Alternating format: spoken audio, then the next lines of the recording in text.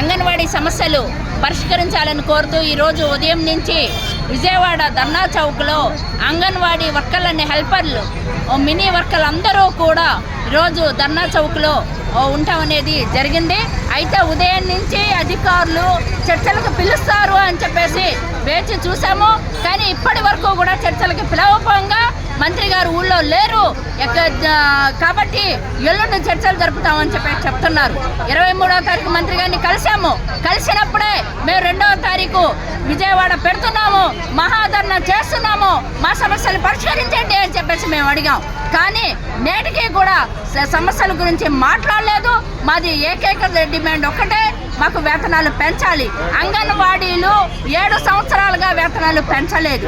గత ప్రభుత్వము వేతనాలు పెంచుతాను అని చెప్పి మినిట్స్ కాపీ వచ్చి మా ప్రభుత్వం కనుక అధికారంలోకి వస్తే మీకు వేతనాలు పెంచుతా అంది. ఇప్పుడు ఉన్న కూటమి ప్రభుత్వ నాయకులు అందరూ అప్పుడు 42 రోజుల పాటు మేము నిరాహార దీక్షలు చేస్తే మా టెంటల్లోకి వచ్చి మేము మీకు అండగా ఉంటాము, అక్క చెల్లెమ్మలారా మీకు మేము అండగా ఉంటాము అని చెప్పి ముఖ్యమంత్రి గారితో సహా మాట్లాడి ఈరోజు ఇన్ని వేల మంది ఆ అక్క చెల్లెమ్మలు నడి రోడ్డున పడుకునే దుస్థితి ఈరోజు ముఖ్యమంత్రి గారు తీసుకొచ్చారు. కాబట్టి ఇప్పటికైనా సరే ప్రభుత్వం స్పందించాలి. మేము ధర్నాకి రాకముందే ఎమ్మెల్యేలకి మంత్రులకి అందరికీ మెమోరాండాలు ఇచ్చి మా సమస్య పరిష్కరించండి, మీరు అసెంబ్లీలో మాట్లాడండి మా తరపున అని చెప్పేసి అందరికీ ఇవ్వడం జరిగింది. అయినా నీటికి మా సమస్య అనేది పరిష్కరించలేదు. ఎప్పటికైనా సరే స్పందించాలి అని చెప్పేసి కోరుతున్నాము. లేని పక్షంలో వీళ్ళేదో ఒక రాత్రి ఇక్కడ ఉంటారు వెళ్ళిపోతారు అని మాత్రం అనుకోకండి.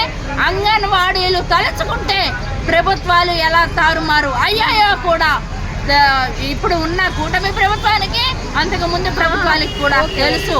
కాబట్టి ఇప్పటికైనా స్పందించాలి, మా వేతనం పెంచాలి. పెంచని పక్షంలో రేపు జరిగే పరిణామాలకి ప్రభుత్వమే బాధ్యత వహించాలి అని చెప్పేసి కోరుతున్నాం. Supraja, anganwadi workers and helpers union రాష్ట్ర ఉపాధ్యక్షురాలు.